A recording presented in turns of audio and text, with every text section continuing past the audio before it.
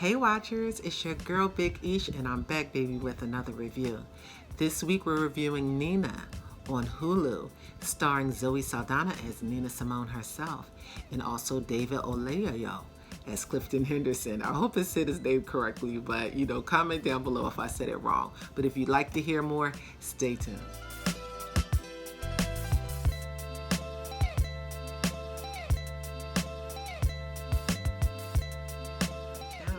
This is the first time you guys are seeing me, and how do you like the setup? I did all of this for you.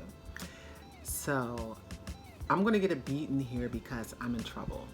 I watched Nina, played by Zoe Saldana, and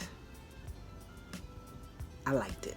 Don't beat me. Don't beat me. Okay, just listen. Just listen. I'm gonna tell you why I liked it. We already know the negatives. We already know that Zoe was in, blacker face than what she already has. We know that she took this job knowing that she was taking a job from a dark-skinned black woman. I get that. We know all the negatives surrounding this movie. She has since apologized for taking the role. Sisters ain't trying to hear that. You can go all on YouTube. Sisters are out here dragging Zoe by her, edges, okay? Up and down the street. She is getting dragged out here. We're not trying to hear it because people told you not to play Nina in 2016, and you did it anyway, and now you're coming back with your tail tucked between your legs trying to apologize to the same audience that you gave your behind the kiss. So, sisters don't really take too kindly to that kind of, action. So, yeah, nobody's trying to hear that. But listen, once I was able to get past the blackface, the prosthetic nose, I was able to see the actress, of course, and we all know that Zoe Saldana is just an amazing actress. And she's not a bad singer either. Let me know if she did her own voice, if any of you guys know if Zoe did her own singing in this. But I think that was her singing, and she didn't sound too bad. She did bring a life to Nina Simone. And let me just say this, before I saw the movie, I did not know a lot about Nina Simone. And I am a soulful person. I enjoy soulful music. And I love Billie Holiday. I love the blues. I love jazz. I never connected with Nina Simone. I'm sorry. I'm just one of those people that when I listened to her music, it did not resonate with me. It was one song she did, and it was very soulful in the beginning, and I have to find the name of it. But at the end, she was like, my name is this, my name is that. I want you to know my name. And then she said, my name is Peaches. And it was like so random. And I was like, what the heck? I didn't get the attraction. Now, I did hear Mississippi Goddamn, which I absolutely love. And when I saw her sing it live on a YouTube video, I was moved by it. I was totally moved by it. So I don't think I would have been led to investigate or look at Nina Simone had I not watched the movie, because the movie did strike me. It did make me want to know more about her. It did make me want to know about her life.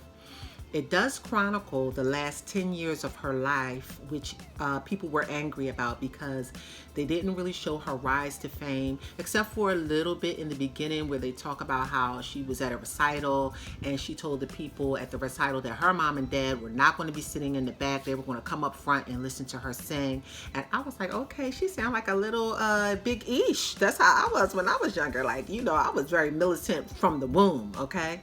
So, they talked about that a little bit, but mostly it was really in regards to the last 10 years of her life. A lot of people who are Nina Simone fans were angry about that because the last 10 years of her life, she was mentally ill. She was a raging alcoholic. She was abusive verbally to her staff and friends. And there was one man that could really get through to her, and his name was Clifton. He was her assistant. Now, he didn't start out as her assistant. He started out as a guy that she met when she was in a mental institution. And he was able to talk to her and kind of get through to her when no one else could. And so she liked that about him, and she asked him to come on as staff for her and kind of be her assistant, which he accepted. Now, during the movie, another thing that I did not like was during the movie, they showed Clifton as being like kind of thwarting her advances. Like, you know, she was coming on to him and she was wondering why he didn't like her. He didn't want none of all of Nina. You know, Nina was like, hey, I am a sister. I am beautiful. I am Nina Simone. I am everything. How come you don't want none of this? And he did not want it. And in the movie, she calls him the F word. Okay. And later on, when I did a little digging, I found out that he was a homosexual. And I was just wondering why they just didn't say that in the movie. Why are you just making it seem like, you know, he just wasn't attracted to her when he wasn't attracted to her for a reason? He was attracted because he did not like women. And that could have been a whole nother conversation. That could have been something else to talk about and touch on and expand on, but that was kind of left on the cutting room floor, you know? So with all that being said, it was a decent movie because of the acting. It was cringe-worthy to see Zoe Saldana in blackface. I have to admit that, and have on a prosthetic nose. I cringed. It was, and it wasn't even good. It was like the skin looked like leather, and you know, it was bubbly all over the place. And I was like, you know, when you see Nina Simone, and though she is not the American typical standard of beauty, she is a beautiful black woman. She radiates, and her talent just speaks for itself. So, you know, Zoe did not do her justice by playing this part. We all know that. And let me tell you, I'm going to show you a clip of a sister who got down on Zoe, honey. She got, this sister from YouTube, I don't know her name, but she got all the way down on Zoe. I mean, it was bad. So, you know, I'll link that below, you know, this sister who went in on her.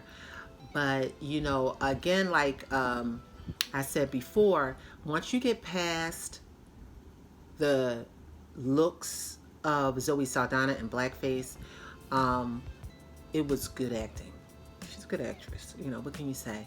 And it made me want to find out more about Nina Simone's life. So with that being said, I think that this leads to another conversation. I think that there has to be another movie about Nina's life, and her fans, and myself included, would like to see her rise to fame. We don't want to focus on the last 10 years of her life when she wasn't herself. We want to see who the true Nina Simone was. I want to see who the true Nina Simone was.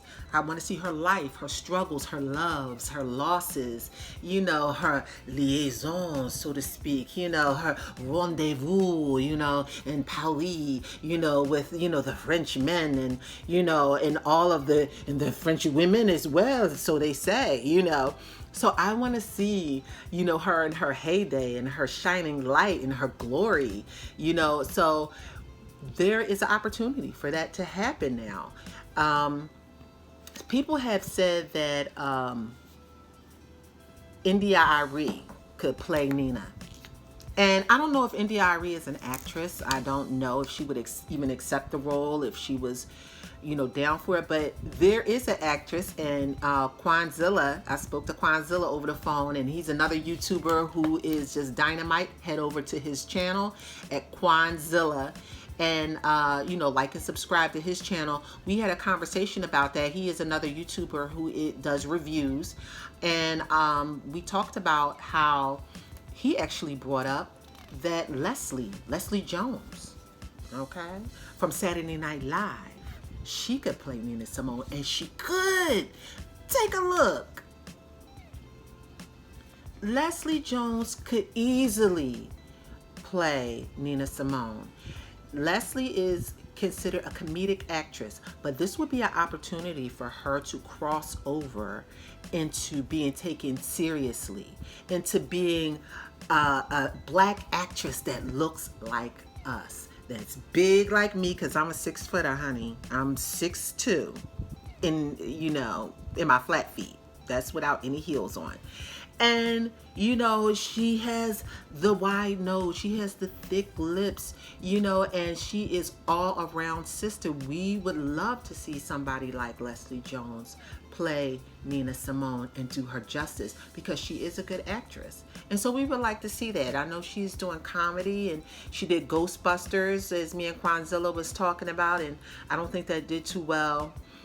But this is an opportunity for her. So Leslie Jones, we're talking to you. We want you to play Nina Simone in her heyday. You know, we want you to play young Nina.